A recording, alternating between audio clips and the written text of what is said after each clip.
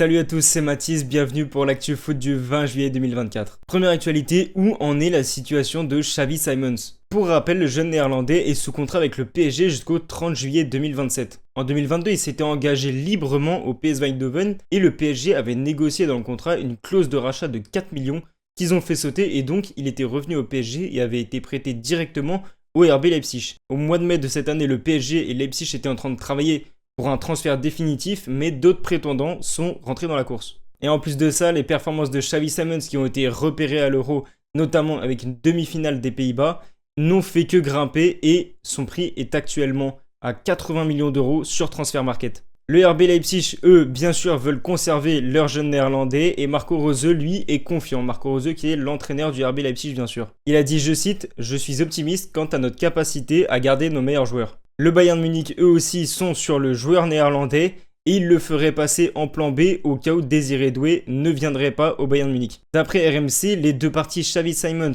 et le Bayern Munich seraient même déjà en accord entre eux. Il ne reste plus qu'à trouver un accord avec le PSG. En Angleterre, Manchester United, eux aussi sont sur le dossier, mais ça risque d'être compliqué vu les colosses qu'il y a devant. Et de son côté, Xavi Simons, lui, il communique pas trop sur ce qu'il veut faire plus tard. Il n'a pas encore donné de réponse concrète.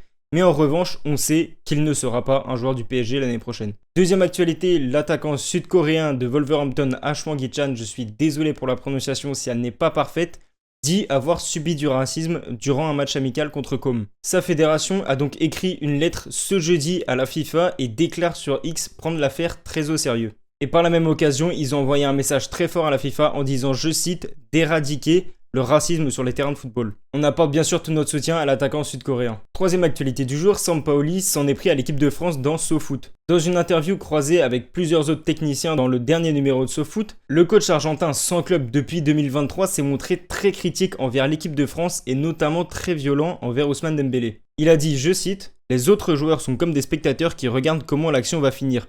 Ils savent qu'ils jouent comme un autiste. » Tout ça en parlant de Ousmane Dembélé et a aussi ajouté, je cite, « Mbappé, c'est un peu pareil. » Son compatriote André Copa, ex-entraîneur, lui déplore un manque très violent de combativité de l'équipe de France. Quatrième actualité du jour, un nouveau coach arrive à Strasbourg. Suite à la fin de collaboration entre Vieira et le Racing Club de Strasbourg, qui va donc succéder à l'ancien coach français, eh bien le nom qui est en pole position, c'est Liam Rosenyor. L'entraîneur anglais a été adjoint de Derby County puis a pris les rênes du club durant 2 mois en 2022 entre août et septembre. Il est ensuite parti 1 an et demi à Hull City, là où il a fait monter l'équipe à la 7ème place de Championship aux portes des playoffs pour monter en Première Ligue. Si les négociations entre le coach et Strasbourg se concrétisent, ce sera sa première expérience à l'étranger, donc on le souhaite que du bonheur et que de la réussite bien sûr. Il devrait rencontrer le groupe dès que les négociations seront terminées. Et comme d'habitude, on finit par le point mercato du jour. Lille officialise l'arrivée de Thomas Meunier pour les 2 prochaines années jusqu'en 2026. Le joueur belge est arrivé libre de tout contrat au LOSC. Selon RMC, Jean-Claire Todibo aurait trouvé un accord sur 5 ans avec la Juventus.